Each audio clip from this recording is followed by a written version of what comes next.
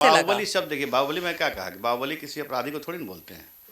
जो जनता का सच्चा सेवक होता है और जनता के हित की बात करता है, जनता के सुख दुख को बांटता है, उसे बाहुबली कहते हैं। नहीं नहीं, आजकल चोर पॉकेटमार को भी बाहुबली लोग कहते हैं। आज तक मुस्कान जी, आज तक कभी भी कोई यह नहीं कह सकता कि राजन तिवारी ने किसी को धमकाया, किसी से रंगदारी लिया, चाहे किसी को कोई सता करके कुछ उसका कब्जा कर लिया। आपका तो वीडियो हम वायरल देखे महाराज, इतना सोना तो हमको नहीं लगता कोई औरत के पास होगा जितना आप पहन के चलते थे। नहीं, नहीं। आज आप पहन के नहीं आए हैं, बच गए हैं, नहीं तो आपका पहले सोनवा का हम निकालते और रेट पता करते। आप भी तो हाई प्रोफाइल है ना जी, तो आप तो घूमते होंगे कहाँ ना, जाएंगे, थोड़ा सा भ्रमण करने चल जाते तो होंगे। मैं तो कहा हॉस्पिटल में रहता था ज्यादा समय, तो मेरा जेल में तो ज्यादा समय मेरा हॉस्पिटल में ही कटा हुआ है। आपको शार्प शूटर भी कहा जाता है कि जहाँ कहा जाता है ना कि पहले के टाइम में भगवान जी लोग के टाइम में जब स्वयंवर रचाया जाता था तो कहा जाता था कि मछली की आंख में मारना, तो आप भी वैसे ही शूटर है। बोला जाता था कि वहां मारना है तो उधर ही मारते थे आप। हाँ, निशाना तो मेरा अच्छा है और अच्छा था।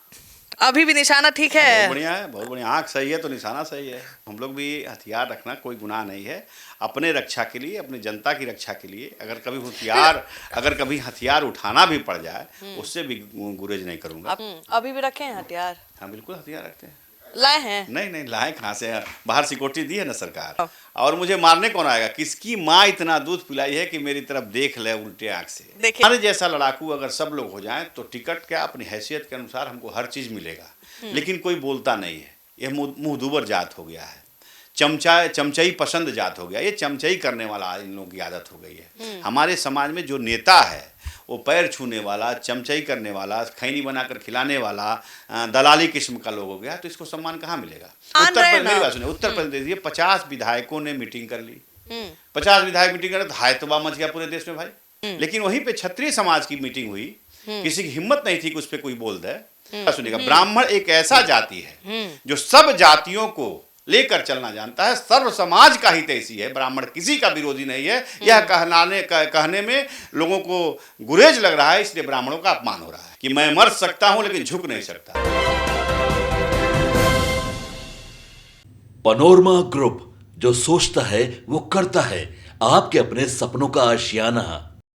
नमस्कार, स्वागत है आपका सिटी पोस्ट लाइव में। मैं हूं मुस्कान और हमारे साथ स्टूडियो में आज मौजूद हैं बाहुबली राजन तिवारी। सही इंट्रो दिए हैं?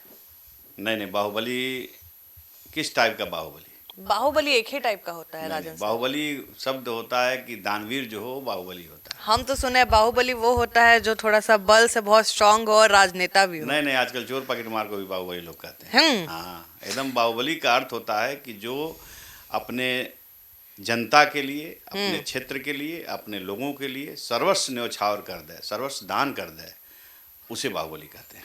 ठीक है, हम शुरू करते हैं इंटरव्यू। राजन जी, हम पहले स्टार्टिंग से बात करते हैं। कहीं ना कहीं अभी तो आप राजनेता है भाई, आप लोगों के बीच ज़्यादा जा रहे हैं, चुनाव के टाइम भी आप बहुत एक्टिव थे, लेकिन कहीं ना कहीं आपका इमेज एक बाहुबली की तरह ही लोग मीडिया में तो फ्लैश करते हैं। और कहीं ना कहीं 90 के दशक में श्री प्रकाश शुक्ला जी का नाम आपके साथ आता है। कोई लोग कहते हैं कि आपकी जवानी की गलती थी या उस दौर की मजबूरी थी। आप कैसे देखते हैं? नहीं, ऐसा कहीं कोई बात नहीं है। पुलिस के द्वारा फर्जी तरीके से किसी के साथ नाम जोड़ देने का मतलब ये नहीं होता है कि मैं उसका साथी रहा हूँ, चाहे उसका हमदर्द रहा हूँ जी। अगर मैं उस व्यक्ति का मतलब शागिर्द रहता, हमदर्द रहता, दोस्त रहता, तो मैं उनके साथ एनकाउंटर में मैं भी मारा जाता। हाँ, मेरे संबंध थे। संबंध तब तक थे जब तक वो स्टूडेंट लाइफ में थे, वो पढ़ाई करते थे। श्री प्रकाश शुक्ला गोरखपुर में पढ़ते थे और मेरे ही मोहल्ले के बगल में दाऊदपुर में रहते थे। तो दाऊदपुर में रहने के दरमियान वो आते थे हमारे मोहल्ले में। उनके बड़े भाई ओम प्रकाश शुक्ला जी का डेयरी फार्म था, वहाँ दूध लेने आते थे। और तुलसीदास इंटर कॉलेज में वो क्रिकेट खेलते थे, उसमें हम लोग भी खेलते थे, तो साथ में खेलने में दोस्ती थी हम लोगों की। इसको मैं नहीं छुपाता हूँ। लेकिन उनके अपराध में जाने के बाद ना कभी श्री प्रकाश शुक्ला से मेरी कभी मुलाकात हुई और ना कभी भेंट हुआ, ना श्री प्रकाश शुक्ला से कभी मेरी दो टूक बात हुई। मतलब आपका खाली रिलेशन स्टूडेंट टाइम का ही है? मैं तो इसको इग्नोर नहीं करता। मैं जो कहता हूँ डंके के चोट पे कहता हूँ कि श्री प्रकाश शुक्ला से मेरे संबंध थे, तब तक थे जब तक वो स्टूडेंट लाइफ में थे, पहलवानी के लाइफ में थे। श्री प्रकाश शुक्ला एक अच्छे पहलवान भी थे। आपको जानकारी होनी चाहिए कि श्री प्रकाश शुक्ला एक बहुत अच्छे पहलवान थे। उनके गुरु थे भौरिक यादव। सैयद मोदी स्टेडियम गोरखपुर में जो है, वहाँ पे वो पहलवानी करने जाते थे, अखड़ा करने जाते थे। हम लोग भी रेसलर थे, दौड़ने जाते थे। तो हम लोग उसमें जब वहाँ जाते थे एक्सरसाइज करने, स्विमिंग करते थे, स्विमिंग और दौड़ने का शौक था। 100 मीटर रेस हम दौड़ते थे, तो हम भी जाते थे, वहाँ भी मुलाकात होती थी। और शाम को जब वो अपने घर आते थे और दूध लेने आते थे अपने भैया के यहाँ, तो तुलसीदास इंटर कॉलेज में खेलने आते थे, वहाँ भी मुलाकात होती थी। तो आपके नाम पे बाहुबली कैसे लगा जब आप उनके साथ घूमते नहीं थे? आपने कहा कि जब वो अपराध के एरिया में या फील्ड में घुसे थे तब आपका कोई कनेक्शन नहीं था, तो देखिए, आपके नाम के आगे बाहुबली कैसे लगा? बाहुबली शब्द देखिए, बाहुबली में क्या कहा कि बाहुबली किसी अपराधी को थोड़ी ना बोलते हैं। जो जनता का सच्चा सेवक होता है और जनता के हित की बात करता है, जनता के सुख दुख को बांटता है, उसे बाहुबली कहते हैं। सबसे बड़े बाहुबली बजरंग बली, और बजरंग बली भगवान श्री कृष्ण भी बाहुबली थे, अर्जुन के सारथी थे। तो बाहुबली का अर्थ ये होता है, बाहुबली तो आजकल चोर पॉकेट मारों की भी संज्ञा। पुराने लोग कहते हैं कि आपका पहले भाई डर का माहौल बनाते नहीं, थे, नहीं, आप कभी नहीं। बैठते थे तो आदमी थर थर आज कांपता था। आज तक मुस्कान जी, आज तक कभी भी कोई यह नहीं कह सकता कि राजन तिवारी ने किसी को धमकाया, किसी से रंगदारी लिया, चाहे किसी को कोई सता करके कुछ उसका कब्जा कर लिया। आज तक कोई नहीं कह सकता है। अब कहने वाले देखिए, पुलिस तंत्र के वजह से कहीं न कहीं अपराध में जरूर मेरी संलिप्तता, नाम उन लोगों ने संलिप्त किया संदिग्ध अवस्था में, लेकिन न्यायपालिका पे भरोसा था और न्यायपालिका ने मुझे बाइज्जत बरी किया और मैं सारे मुकदमे में बरी हूँ। 2022 में आपको नेपाल भागते वक्त गिरफ्तार किया गया, ये दावा किया जाता है। उस दिन की कहानी क्या थी? देखिए, नेपाल भाग नहीं रहे थे, क्षेत्र में थे यार जी। आप समझो कि रामगढ़वा में मेरी गिरफ्तारी हुई। मैं जानता था कि मेरे ऊपर एक फर्जी मुकदमा है गैंगस्टर एक्ट का उत्तर प्रदेश में और गोरखपुर में, तो मैं जानता था ये मुकदमा मेरे ऊपर है और मैं अपने वकील से राय विचार विमर्श कर रहा था। और इलाहाबाद हाई कोर्ट में एंटीसिपेटरी बेल के लिए डाला भी था 482 के अंदर कि मुकदमा क्वेश हो जाए। मुझे पता भी नहीं था ये मेरा मुकदमा है, चूँकि जो व्यक्ति इतने लंबे अरसे तक जेल में रहा हो और उसके बाद से हमको लगता है कि 2010 से 2014 तक गोरखपुर के ही जेल में रहा हो, डेली कोर्ट जाता हो और उसके ऊपर मुकदमा को छिपा के रखा जाता है, तो ये तो साजिश कहीं न कहीं किसी तंत्र का है। मेरा कोई दोष नहीं है, मैं तो जा थोड़ी रहा था, मैं तो क्षेत्र में भ्रमण कर रहा था। मैं देखा जब उत्तर प्रदेश पुलिस को, उत्तर प्रदेश STF को, SOG को, तो मैं पूरे सम्मान के तरीके से उन लोगों से बात हुई मेरी और पूरे सम्मान के तरीके से उन्होंने कहा कि आपके ऊपर वारंट है और आप चलिए। तो मैं अपने लोकल SP जो मोतिहारी के थे उनसे बात करके और ट्रांजिट रिमांड बनवा के स्वयं उनके साथ स्वतः चला गया। अब जेल में कितने दिन रहे हैं? मैं जब रामगढ़वा में जब पकड़े गए थे तो रामगढ़वा पकड़े गए थे लगभग 2 महीना। 2 महीना। वहाँ का लाइफ कैसा होता है? जैसे हम अनंत सिंह से पूछते हैं, अनंत सिंह तो बहुत खुश होकर बताते हैं कि वो हमारे घरे है, हम उठते हैं, खाते हैं, सो जाते हैं, बीच में मिल लेते हैं लोगों से। देखिए, जेल का दर्द तो जेल वाले ही जानते हैं, लेकिन ये है कि जेल है तो जेल तो आराम का घर तो है नहीं। उसका सब रूटीन टाइम बंधा हुआ है कि किस टाइम आपको खाना मिलेगा, किस टाइम। क्या थोड़ा बता दीजिए ना, थोड़ा आइडिया हो जाए, जो बाहर के लोग हैं उनको भी थोड़ा आइडिया हो जाए, क्या रूटीन रहता है? देखिए, पैसों वालों के लिए जेल नहीं है, पैसों वालों के लिए जेल भी घर है। तो आप भी तो पैसा वाले हैं। नहीं, हम पैसे क्या वाले नहीं। बात कर रहे हैं? आपका तो वीडियो हम वायरल देखे महाराज, इतना सोना तो हमको नहीं लगता कोई औरत के पास होगा जितना आप पहन के चलते थे। नहीं। आज आप पहन के नहीं आए हैं, बच गए हैं, नहीं तो आपका पहले सोनवा का हम निकालते और रेट पता करते हैं। अभी सोना जानते हैं ना कितना महंगा हो 1.5 गया लाख है। रुपया सुन रहे हैं, 10 तो आपके लाख पास का नहीं हो भी गया तो 1 करोड़ का सोना तो रखे नहीं, ही सोना होंगे। होगा तो ईडी सापा डलाओगे क्या? मेरे पास ऐसा नहीं है, आप बताओ समझो कि सोना मेरे पास नहीं है। सोना जो भी है वो नहीं, उस पे हम आएंगे, उस पे भी हमने रखा है रिपोर्ट, ऐसा नहीं है। लेकिन हमारे थे पहले जेल के रूटीन में। पैसे वालों के लिए क्या रूटीन रहता है? देखिए, और जो पैसे वालों के लिए यूपी और बिहार के जेलों में अंतर है। बिहार के जेलों में क्या है कि आप अंदर में भी आप कच्चा राशन लेकर के आप वहाँ अपना स्टाफ रख के खाना बनवा के खा सकती हो। यूपी में ऐसा नहीं है। यूपी में बाहर से कोई फैसिलिटी आपको नहीं है, आपको अंदर में ही खाना बनता है, उसको आप थोड़ा सा तड़का वड़का लगवा करके चाहे मेडिकल डाइट बनवा करके आप बढ़िया खाना खा सकते हो। लेकिन यूपी में ऐसा सिस्टम नहीं है। यूपी और बिहार दोनों जगह अंतर है। मतलब आपको बिहार में आपको स्टाफ मिल जाता नहीं, है? ऐसा नहीं है, वहाँ भी स्टाफ मिलते हैं। स्टाफ तो हर जगह मिलते हैं। जब पैसे वालों के लिए 10 नौकर जेल में भी है। हाँ, वहाँ पे सारे जितने गरीब हैं खाने के लिए, कपड़ा पहनने के लिए, लोगों की सेवा सत्कार में लगे रहते हैं। और जिसके पास है सब कुछ उसके लिए कोई जेल में कोई दिक्कत नहीं है। टाइमिंग क्या रहता है? टाइमिंग क्या है, जिसके लिए पास पैसे है उसके लिए कोई टाइमिंग नहीं है। और जिसके पास 24 पैसे आवर। नहीं है वो तो गरीब है, वो तो सुबह बंद हो जाएगा तो दोपहर में खुलेगा, सुबह खुलेगा तो 2-3 घंटा के लिए खुलेगा, फिर 12 बजे बंद हो जाएगा तो 3 बजे खुलेगा, 12 से 3 जेल लॉकअप होता है। इसीलिए अनंत सिंह को फिर पसंद है सुनिए क्या मेरी बात जेल? सुनो, आप 3 बजे फिर खुलेगा तो 6 बजे बंद हो जाएगा, 6 बजे फिर बंद होगा तो 5 बजे सुबह खुलेगा। तो जेल का तो सिस्टम। इसीलिए अनंत सिंह को पसंद है क्या? बोलते हैं जेल हमारे घरे जैसा है, हमको अब ठीक लगता है अनंत वहाँ। सिंह को जेल लाइफ पसंद है तो भगवान करें कि वो जेल लाइफ उनको अच्छा लगे, लेकिन किसी को पसंद नहीं है। वो बोलते जरूर हैं अनंत सिंह जी, अनंत सिंह को भी जेल लाइफ पसंद नहीं है। जनता के बीच में जनप्रतिनिधि रहना चाहता है कि हम जनता के बीच में रहें और जनता का काम करें। तो जनता का काम करने वाला व्यक्ति, उसको जेल कहाँ से अच्छा लगेगा। अच्छा, आपके एक इंटरव्यू में आपने शहाबुद्दीन को मसीहा कहा था, आपको याद है? हाँ, क्यों ऐसा कहा था? क्योंकि वो भी एक बाहुबली है और कहीं ना कहीं कोई भी बाहुबली दूसरे बाहुबली को देखो मेरी हमेशा बात आपको मैं सपोर्ट करते बताता रहते हूँ हैं। कि जिस व्यक्ति का आपने नाम लिया है, जी। 90 के दशक में शहाबुद्दीन का उदय हुआ माले के खिलाफ। हम्म। और उस समय स्थिति ये थी कि जितने भी जमींदार टाइप के लोग थे, अपर कास्ट के लोग थे, सबको माले लोग सताते थे और हत्या करते थे, उनके खेतों पे कब्जा करते थे। तो शहाबुद्दीन का उदय हुआ और शहाबुद्दीन ने लगभग माले और माओवाद को सिवान से ख़त्म किया। और जितने भी ब्राह्मण थे, ठाकुर थे, भूमिहार थे, सबकी इज्जत बचाई। चाहे जमींदार में जो भी छोटा तबका का भी लोग था, सबको तंग करने वाले लोग थे, वो लोग भगाए गए, मारे गए। इसकी खात्मा शहाबुद्दीन ने किया। इसलिए शहाबुद्दीन लगातार वहाँ से 2 बार MLA और 4 बार सांसद हुए। और जहाँ तक आप शहाबुद्दीन की बात करती हो, तो मैं तो सिवान में देखता हूँ, अभी भी 3 दिन पहले भी सिवान में था। तो शहाबुद्दीन ने जो सिवान में किया है, बदनाम थे, उनके अंदर कुछ कमियां भी थी, कुछ अच्छाई भी थी। तो अच्छाई की बात को मैं कहूँगा, कमियों की बात को तो दुनिया कहती है। अच्छाई ये थी कि क्षेत्र के विकास के लिए शहाबुद्दीन एक अच्छा जनसेवक थे। उन्होंने मेडिकल कॉलेज, खेल ग्राउंड और स्ट्रीट लाइट, जो आज जयपुर और दिल्ली में और मुंबई में आप देखती हो, स्ट्रीट लाइट शहाबुद्दीन आज से 30 साल पहले लगवा दिए थे। लगवा दिया था शहाबुद्दीन, जिस व्यक्ति का नाम है वो आदमी क्षेत्र के विकास के लिए, हॉस्पिटलों के लिए, शिक्षा के लिए क्षेत्र में बहुत काम किए। राजन जी, अभी आपने बताया कि माले परेशान करते थे, उनके लिए वो खड़े होते थे, लेकिन जो तरीका था उनका खड़ा होने का, आपको ही पता है वो किस तरीके से उस चीज को रोकते थे, ये वो तरीका सही था? नहीं, तरीका क्या होता है, जैसे हमको कोई मारने आएगा तो हम थोड़ी नहीं छोड़ देंगे। गांव वालों को मारने आता था, शहाबुद्दीन वहाँ बैठे रहते थे, दोनों ओर से गोलियां चलती थी, वो लोग मारे जाते थे। लेकिन कुछ ऐसे चीज है जिस विषय में मैं नहीं जानता हूँ, उनके अंदर कुछ कमियां भी थी। अगर कोई अच्छाई थी तो कोई कमियां भी थी।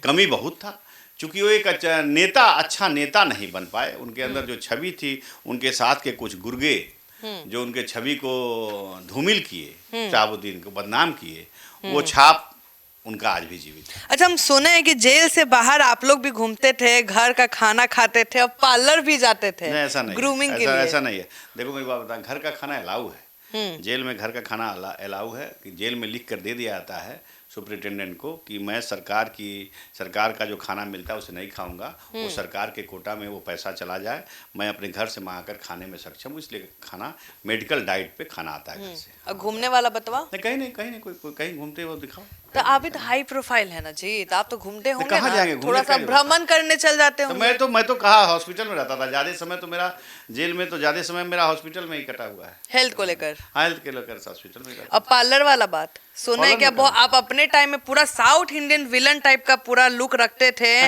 गोल्ड पहनते थे, और आपको कहीं साउथ इंडियन हीरो नहीं कहोगे, विलन हीरो सब जींस शर्ट ना पहनता है सर, विलन सब ना धोती कुर्ता पहन के उजला रंग का और गले में सोना डाल के ये थोड़ा सब सा। कुछ नहीं, साउथ इंडियन का विलन भी और हीरो भी दोनों सेम वस्त्र पहनते हैं और विलन का कोई छाप नहीं होता है। मैं कभी विलन का चेहरा बनाकर न रहा, न कभी विलन था, न कभी विलन हूं। ना लुक की बात कर रहे हैं, विलन नहीं बना रहे। लुक भी कभी नहीं। पार्लर वगैरह जाते थे जेल के बीच में, कभी चेहरा डल हो जाता? कभी कुछ नहीं। जब जेल में नाई, देखो मेरी बात, जेल में नाई नहीं रहता है तो बाहर से आप नाई को बुला करके जेल में आप शेविंग करा सकते हो, बाल कटवा सकते हो, सुपरिटेंडेंट के आदेश पर। मतलब अंदर ही बुला के? बुलवा लेते थे, उसमें नो डाउट जेल में बुलवा लेते थे।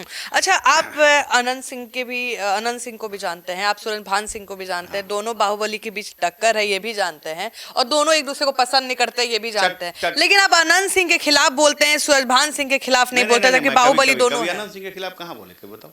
कभी नहीं, कभी नहीं। अनंत सिंह भी हमारे मित्र हैं और सुरजभान जी हमारे पारिवारिक और अच्छे मित्र हैं, बड़े भाई हैं। जब आपको चूज करने को मिलता है तो आप सुरजभान सिंह को ना चूज? हाँ, बिल्कुल चूज करेंगे। देखिए, राजनीतिक में आने के बाद अनंत सिंह जी को मैं जाना, और सूरजभान जी को पहले से मैं जानता हूँ। और सूरजभान सिंह अनंत सिंह में राजनीतिक लड़ाई है, कोई ऐसा थोड़ी में लड़ाई है कि दोनों ओर से गोलियां चलती हो, दोनों ओर से मरे हो। बता दो कि सूरजभान सिंह के परिवार को अनंत सिंह मारे हैं या अनंत सिंह के परिवार को सूरजभान बातचीत की सिंह ही मारे हैं? लड़ाई है, भाषा वो में। राजनीतिक लड़ाई है, तो राजनीतिक लड़ाई तो किसी से किसी का हो सकता है। इस बार चुनाव को कैसे देखे थे? मोकामा वाला अनंत सिंह जेल में बैठे बैठे फिर से चुनाव जीत गए। मैं तो देखो लड़ाई, मैं तो आपके ही इनक्लेव पे कहा था कि लड़ाई अच्छी होगी, लेकिन उसमें एक ऐसा संजोग बना कि सूरजभान सिंह जी का चुनाव हारने का रीजन मैं बता देता हूँ। सूरजभान सिंह मने लड़ाई होती, फाइट होती, 1000-2000 की जीत हार होती। जब दुलार चंद यादव की हत्या हो गई किसी कारणवश, और दुलार चंद की हत्या में शामिल हो गई सूरजभान सिंह के पत्नी, यानी जो वहाँ की प्रत्याशी थी, और वहाँ पे ओपन भूमिहार समाज को लोगों ने गाली दिया। तो इसलिए भूमिहार समाज लोगों ने एकत्रित होकर के सारा वोट आनंद सिंह को दिया। सूरजभान जी को 5% भी वोट भूमिहारों का नहीं मिला। तो ये भी एक हार का कारण है, और कांटे की टक्कर नहीं हो पाई, ये भी एक कारण है। बाहुबली अनंत सिंह को आप कैसे देखते हैं? एज अ नेता कैसे देखते हैं? एज अ व्यक्ति भी कैसे देखते हैं? दोनों अलग अलग। अनंत सिंह को क्षेत्र में काम करते हैं, और इंटरटेन का एक जरिया है मोबाइल के थ्रू, मीम मटेरियल है। बिल्कुल बिल्कुल। और एज अ व्यक्ति कैसे हैं? आप जानते होंगे व्यक्ति कैसे है? सर जो उनके लिए अच्छा है उसके लिए अच्छे हैं, जो उनके लिए बुरा है उसके लिए बुरा है। बुरा है मतलब? हाँ, मैंने तो आप खुद बोलते हैं वो। अच्छा, एमएलए अजीत सरकार और मंत्री ब्रिज बिहारी की हत्या में आपका नाम कैसे आया था? नहीं, कभी नहीं। मैं तो कभी पूर्णिया देखा भी नहीं, पूर्णिया गया भी नहीं। राजनीतिक साजिश के तहत मुझे फंसाया गया था, और मैं बाइज्जत बरी हुआ इन सब केसों में। अच्छा, कभी हथियार पकड़े हैं? ये मत बोलिएगा कि नहीं। राइफल तो हम चलाते हैं, राइफल चलाते हैं, ऐसा नहीं। शिकार खेलते हैं, राइफल चलाते हैं। अब तो शिकार का भी जमाना चला तो शिकार किसका किए हैं? है? शिकार किसका किसका किए हैं? शिकार तो हम लोग गुब्बारा बांध के मारते हैं ना। ये तो बच्चा वाला आप बता रहे कि मेला में जो 5 रुपए 10 रुपए दे के शिकार। हम सुने कि भाई आप अच्छा चलाते हैं, मतलब पुलिस से अच्छा हथियार आप ही नहीं, चलाते हैं। पुलिस तो ट्रेनिंग लेके चलाती है, हम लोग भी राइफल रखे हुए हैं। आपका ट्रेनिंग कहाँ हुआ था? आपका ट्रेनिंग कहाँ हुआ था? भाई लाइसेंस देते समय सरकार पहले टेस्ट करती है कि इसे चलाने आता है कि नहीं आता है। हाँ। और जब वो टेस्ट में पास होता है तभी उसको तो लाइसेंस आज कहीं से सीखे होंगे ना महाराज, तब ना टेस्टवा में पास हुए हमारे हैं। खानदान में शुरू से ही राइफल बंदूक रहा है। काहे? क्यों लाइसेंस राइफल रखना है? आपको शार्प शूटर भी कहा जाता है, कि जहाँ कहा जाता है ना कि पहले के टाइम में भगवान जी लोग के टाइम में जब स्वयंवर रचाया जाता था तो कहा जाता था कि मछली के आंख में मारना। तो आप भी वैसे ही शूटर है, बोला जाता था कि वहां मारना है तो उधर ही मारते थे आप। हाँ, निशाना तो मेरा अच्छा है और अच्छा था। अभी भी निशाना ठीक है? बहुत बढ़िया है, बहुत बढ़िया। आंख सही है तो निशाना सही है। तो आप तो सनी, मतलब सनी वाला ग्रह जैसे हैं जी। मतलब किसी को देखिएगा तो बोल रहे निशाना अभी भी ठीक है। मेरी बात सुनिए, मैं भगवान राम धनुष बाण रखते थे, आप भगवान पिस्टल कृष्ण रखते हैं। चक्र रखते थे, तो हम लोग भी हथियार रखना कोई गुनाह नहीं है।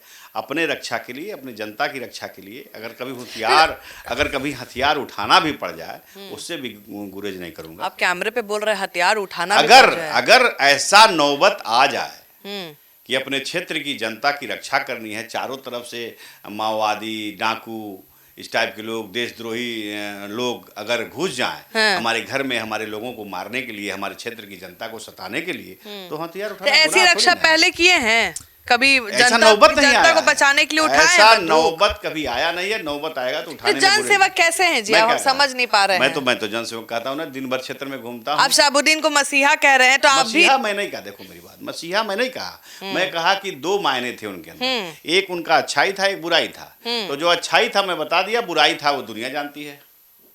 आप मतलब नहीं अभी तक वैसा जन सेवा नहीं किए हैं? नहीं, मैं तो क्या कहा कि मैं मुझे भी लड़ने से पीछे हटता थोड़ी लड़ते हैं, आज भी लड़ता हूँ। हम बतवा मत घुमाइए। हथियार आपको कभी राजन तिवारी को उठाना पड़ा था? हम सुने कि एकदम स्टाइल में यहाँ रखते थे आप हथियार, जैकेट पहनते थे, घूमते थे, और आप डरता था लोग आपसे कुछ बहस करने से। एक समय ऐसा था कि जब अपनी रक्षा के लिए, अपने लोगों की रक्षा के लिए, जब 90 का दशक में अत्याचार जब होते थे, उस समय बहुत दूसरा सिस्टम था। अब तो बहुत युग बदल गया। तो उस समय हथियार हम लोग रखते थे कि अपनी सुरक्षा करें, अपने लोगों की सुरक्षा करें। अभी भी रखे हैं हथियार? हाँ, बिल्कुल हथियार रखते हैं। लाए हैं? नहीं नहीं, लाए कहाँ से? बाहर सिक्योरिटी दी है ना सरकार। आप पर्सनल सरकार रखे जब हैं? क्यों रखेंगे, जब सरकार सुरक्षा मुहैया कराई है तो मुझे रखने का क्या तो जरूरत है? गोपाल मंडल भी तो रखते हैं महाराज, अपने पास पिस्टल ऐसे दिखाए थे कि भाई रखे हैं। कौन मंडल रखता है उससे मुझे नहीं मतलब, मैं नहीं रखता हूँ। और पर्सनल आप रखते मेरी नहीं हैं। मेरी मेरी सुरक्षा के लिए सरकार ने गनर उपलब्ध कराया है। और सरकार, और दूसरी बात, आप कहीं हथियार रखने की जरूरत क्या है? मुझे मारने कौन आ रहा है? क्या बात है, इतने दुश्मन तो रहते हैं। किसी अगर आपके समर्थक है तो दुश्मन भी तो होंगे राजन मैं तो जी। शुद्ध ब्राह्मण हूँ, ब्राह्मण को कौन मार? लेकिन हम सुने हैं कि पहले भूमिहार ब्राह्मण ही ज्यादा हथियार रखते थे। क्या बोला? मैं तो शुद्ध ब्राह्मण हूँ, तो आप हथियार नहीं सरजूपारी रखते। हूँ, देखिए आप ना जनेऊधारी हूँ। मेरी बात कंट्रोवर्सी में सुनो, फूट जनेऊधारी फंसिएगा हूँ। राजन जी, जो आप बोल रहे हैं। जनेऊधारी हूँ, हाँ, शुद्ध ब्राह्मण हूँ। हाँ। और मुझे मारने कौन आएगा? किसकी माँ इतना दूध पिलाई है कि मेरी तरफ देख ले उल्टे आंख से? देखिए तो ये बतवा कह रहे तो डरा रहे हैं ना, पूरा डरवा नहीं रहे बाहुबली। हैं। वो खतरनाक लोगों को मैं समझा रहा हूँ। मैं पत्रकार लोग जन भी सेवक आपसे हूँ। मैं डरते क्या हैं, बोला कि सुने मैं हैं। जन सेवक हूँ।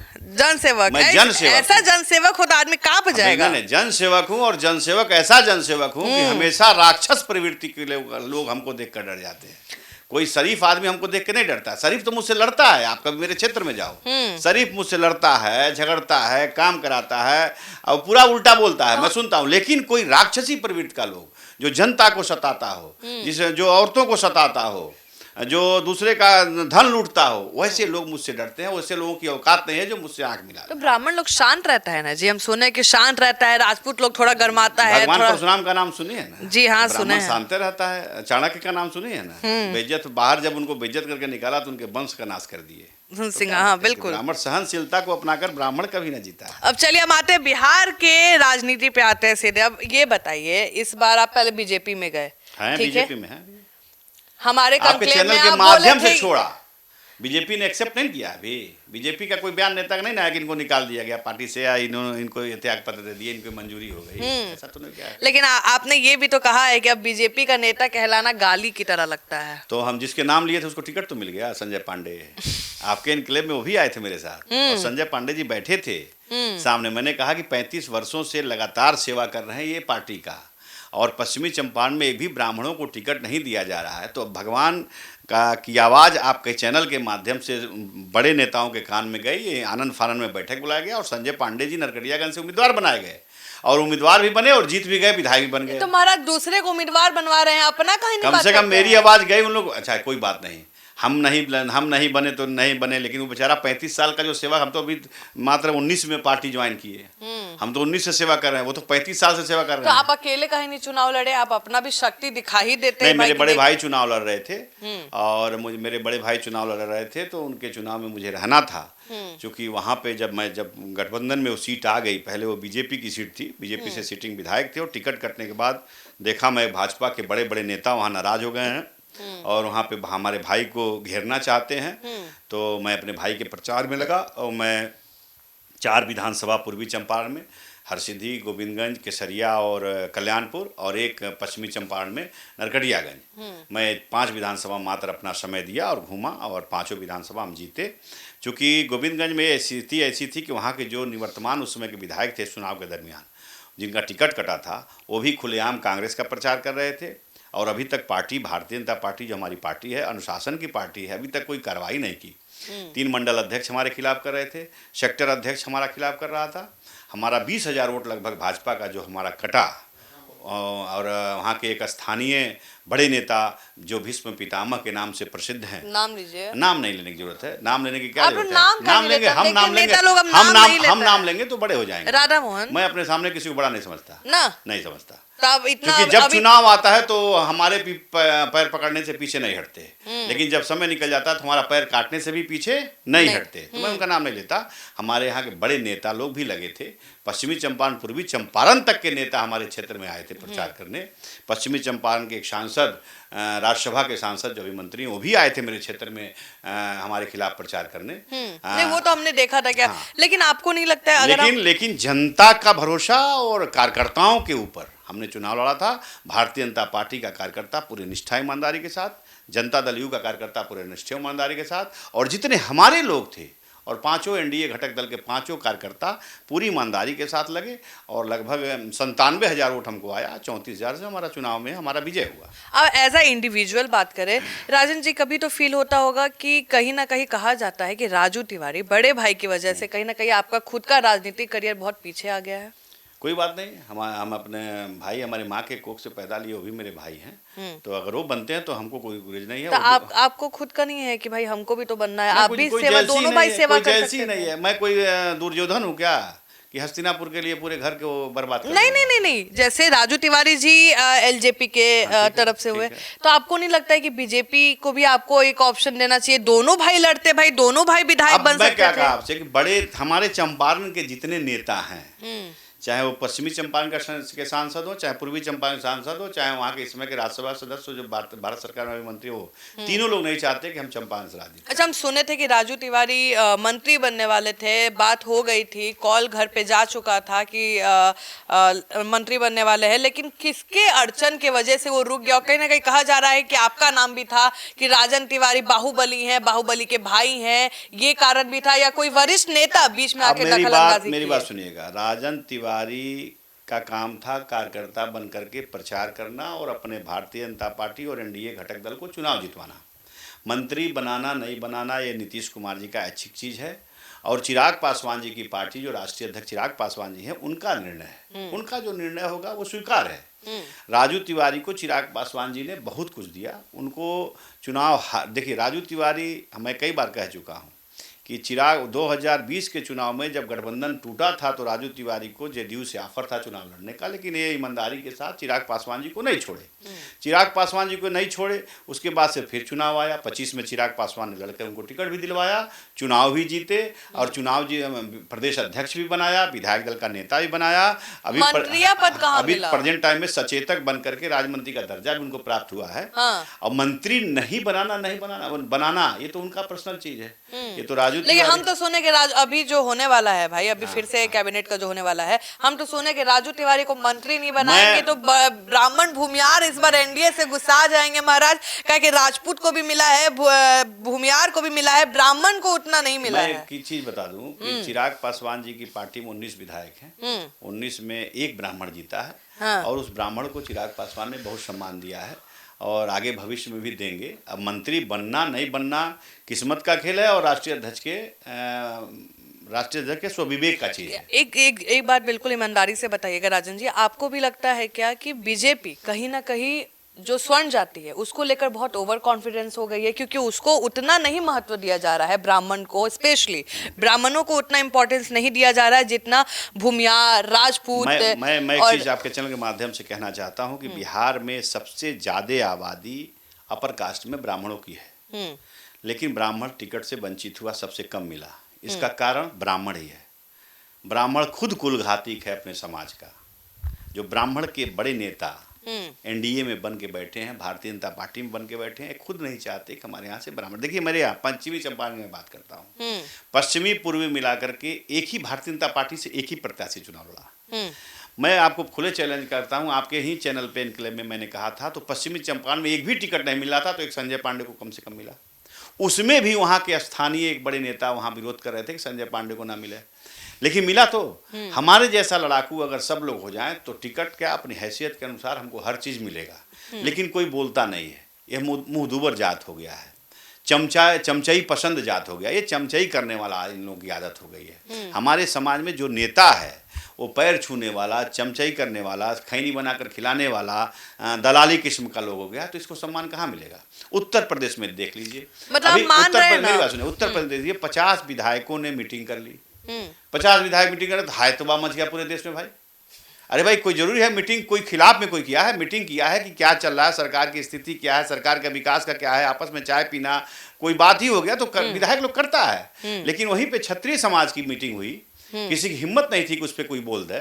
वहीं पे अन्य जातियों की, पिछड़ी जातियों की कई मीटिंगें हुई, उसमें भी किसी की औकात नहीं थी कोई बोल दे। लेकिन ब्राह्मण एक साथ बैठ गया कुनबा बनाकर कहीं चाय पीने, तो हायतोबा मच गया। और पूरे देश में आप देख रही हो हल्ला हो रहा है। तो काहे का भाई, ये जितने ब्राह्मण अपनी वो प्रवृत्ति को त्यागे, छोड़े, कि जो प्रवृत्ति उसकी चमचई, दलाली और चाटुकारिता की है वो चीज छोड़ करके अपने स्वाभिमान पे आएगा, तो ब्राह्मणों का आज भी हर जगह सम्मान होगा। मतलब मानते क्योंकि मेरी बात सुनिएगा, ब्राह्मण एक ऐसा जाति है जो सब जातियों को लेकर चलना जानता है, सर्व समाज का हित ऐसी है, ब्राह्मण किसी का विरोधी नहीं है। यह कहने में लोगों को गुरेज लग रहा है, इसलिए ब्राह्मणों का अपमान हो रहा है। तो आप मान रहे हैं ना कि ब्राह्मण ही ब्राह्मण का दुश्मन है? 100% मैं मानता हूँ इस चीज को। वो नहीं चाह रहे कि और कोई ब्राह्मण 100% मैं इसको मानता हूँ। कोई बड़ा कोई दबंग और कोई बोलने वाला, कोई बोलतू नेता को कोई पार्टी चाहती नहीं है, और उसके जात के लोग भी नहीं चाहते। जो चमचा है, जो आगे बढ़ गए हैं, दलाल हैं जो आगे बढ़ गए हैं, वो नहीं चाहता कि कोई बोल्ड आदमी आ जाए जो समाज की बात करे, सर्व समाज की बात करे, करने के साथ साथ अपने समाज को भी आगे बढ़ावे, अपने समाज की भी बात करे। मतलब अपना दुश्मन खुद ही है। हाँ बरा, बिल्कुल। कहावत है ना, ब्राह्मण कुत्ता हाथी अपने जात का घाती। तो कहावत है, ये गाँव में कहावत है, मैं चैनल के माध्यम से बोल दिया। और जब तक ये ऐसे रहेगा तब तक ब्राह्मणों का इसी तरह पतन होते रहेगा। अभी तो 14 मिला है। आप देखो बिहार में कम आबादी होते हुए वो मियार को मिला 30 सीट। बिल्कुल। कम आबादी होते हुए वह राजपूत को मिला 34 सीट। ज्यादा आबादी होते हुए ब्राह्मण को मिला 14 सीट, 14 या 13। तो हमको मिल ही नहीं रहा है, हमारी उपेक्षा की जा रही है। लेकिन हम लोग तो स्टाम्प बन के रह गए हैं, हम इनको देंगे तो इन्हीं को देंगे। मतलब फॉर ग्रांटेड ले चुके हैं हम। बिल्कुल बिल्कुल। अब वो लोग, अब वही है कि अब सम्मान बेच करके अब राजनीति हो रहा है। ठीक है, हमारे सूत्र बता रहे हैं राजन जी, अब आप भी बैठने वाले नहीं है। राजू भैया को तो बैठा दिए हैं बिहार की सियासत में, अब खुद यूपी की तरफ जा रहे हैं। कितना सच्चाई है? यूपी मेरा घर है। हम दोनों राज्य में राजनीति करते हैं, यूपी और बिहार। पूर्वांचल के लोग मुझे पसंद करते हैं और मैं जाता हूँ चुनाव प्रचार में। वहाँ पे मैं जाता हूँ चुनाव प्रचार में, देवरिया हुआ, बस्ती हुआ, सिद्धार्थनगर हुआ, महाराजगंज हुआ, ये सारे जितने पूर्वांचल क्षेत्र हैं वहाँ मैं जाता हूँ प्रचार करने के लिए। अभी मैं गया था, मेरे गांव से लोकसभा क्षेत्र कमलेश पासवान जी बांसगांव के सांसद हैं, मैं गया था वोट डालने गांव पे। नहीं ठीक है, वोट डालने जाते हैं, दिलवाने गया था, वोट दिलवाने गया था। दिलवाने जाते हैं, लेकिन लड़ने जाते हैं, इसमें अगर कितनी पार्टी सच्चाई है? हमको वहां से लड़ाएगी तो निश्चित लड़ेंगे। आपका क्या मन है?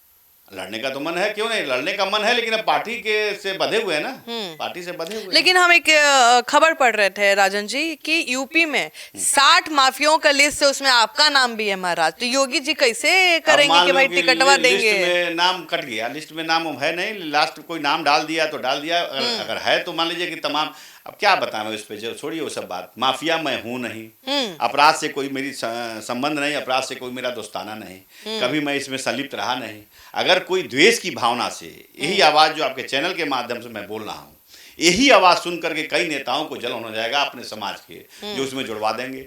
तो यही कारण है कि मैं पीछे हूं और मुझे दबाने के लिए सारे हथकंडे अपनाए जाते हैं, चाहे वो प्रशासनिक हथकंडा हो, चाहे राजनीतिक हथकंडा हो, चाहे कोई हथकंडा हो, मुझे अपना करके मुझे दबाने की कोशिश की जाती है। लेकिन मैं आपके चैनल के माध्यम से कहना चाहता हूं कि मैं मर सकता हूं लेकिन झुक नहीं सकता। नहीं झुकेगा। मुझे कोई मार दे, मैं बांस घाट चला जाऊंगा, अग्नि में प्रभावित हो जाऊंगा, शरीर का एक एक हड्डी मेरा नदी में प्रभावित हो जाएगा, लेकिन मैं झुकने वाला नहीं हूं। जो था, कहा जाता है कहावत कि अब बूढ़ सोगा पोस मानने वाला होता है क्या?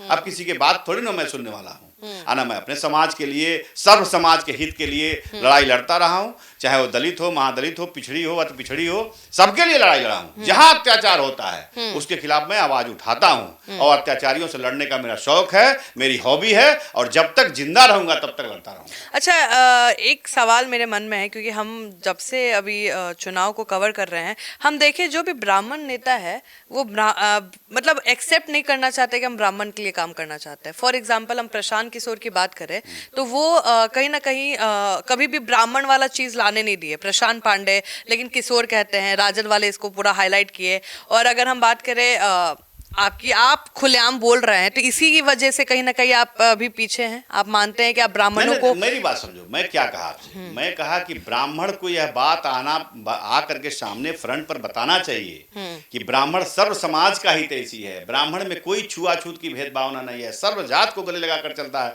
अगर ब्राह्मण दलित को उतना ही अपना सम्मान देता है, महादलित को उतना ही सम्मान देता है, पिछड़ी अगड़ी सबको सम्मान देता है, ब्राह्मण किसका क्या बिगाड़ा? आप मानते हैं कि ब्राह्मण होना कहीं ना कहीं राजनीति में अभिशाप है? जिसको दलित लोग, पिछड़े लोग, जिस संविधान को लेकर राहुल गांधी घूमते रहते हैं, राजीव माने सोनिया गांधी, प्रियंका गांधी घूमती रहती है, जिस संविधान को लेकर के सारे विपक्ष घूमता रहता है, उस संविधान के रचयिता बाबा साहेब भीमराव अंबेडकर को भी उस जगह पहुंचाने वाला ब्राह्मण ही था, जिसका नाम सरनेम अपना दिया अम्बेडकर, महाराष्ट्र का अम्बेडकर, वो ब्राह्मण ही है। और बाजीराव पेशवा का परिवार, राव परिवार, उनको बैरिस्टरी कराने के लिए लंदन भेजा था। तो ब्राह्मण ना होता तो अम्बेडकर भी ना होते। और अम्बेडकर जी क्या भाई थे आपको पता ही है, कितने भाई को लोग जानता है? 4 भाई थे, 3 भाई का कोई नाम जानता है क्या?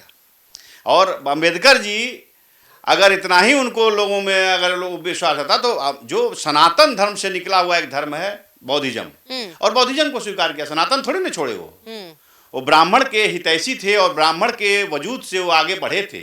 अम्बेडकर जी, ब्राह्मणों ने उनको शिक्षा दीक्षा तालीम दी, तो आज भी सम्मान हमेशा ब्राह्मणों का किए हैं अम्बेडकर जी। तो अम्बेडकर जी जाकर के बौद्धिज्म स्वीकार किया। अगर उनके अंदर इतना ही टीस था तो इस्लाम सब कबूल कर सकते थे, इस्लाम को कबूल नहीं किया उन्होंने।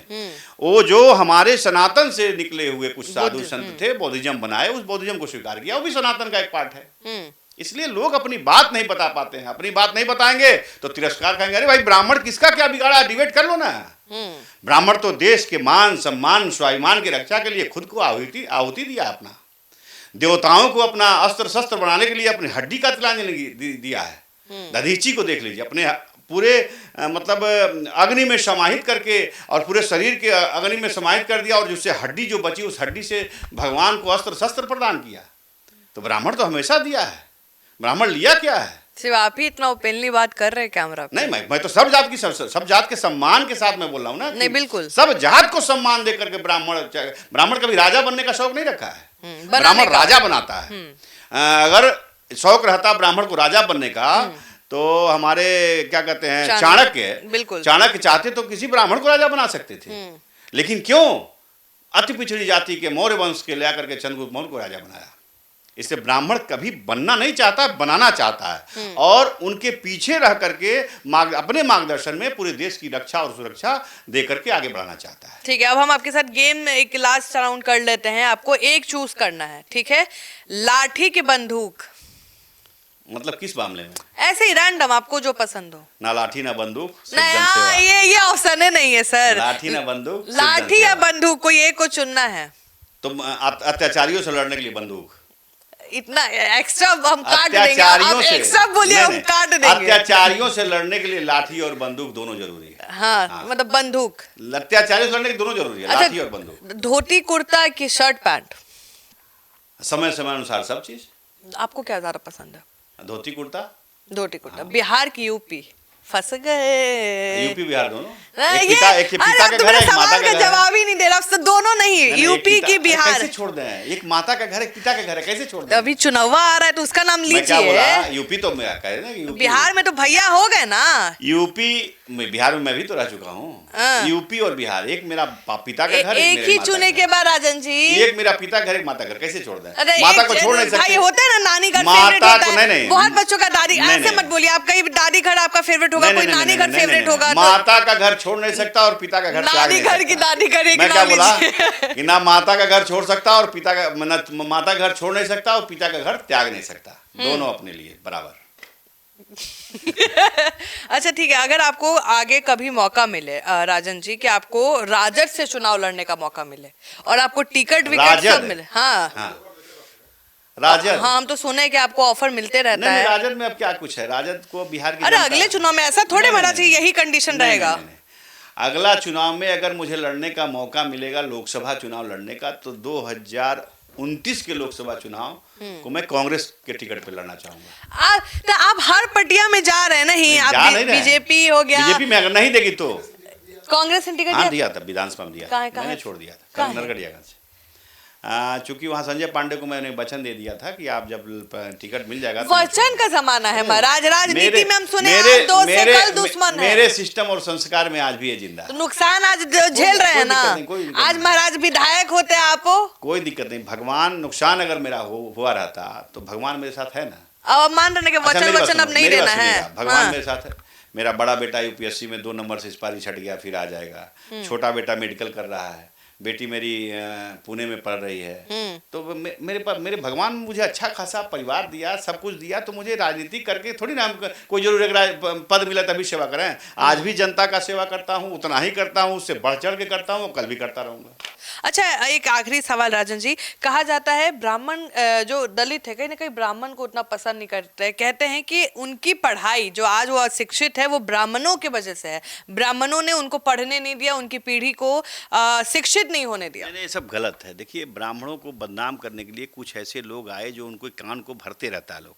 ब्राह्मणों ने हमेशा दलितों का सम्मान किया है, पिछड़ों का सम्मान किया है, पिछड़ों का सम्मान किया है और उनको शिक्षा दीक्षा दिया है।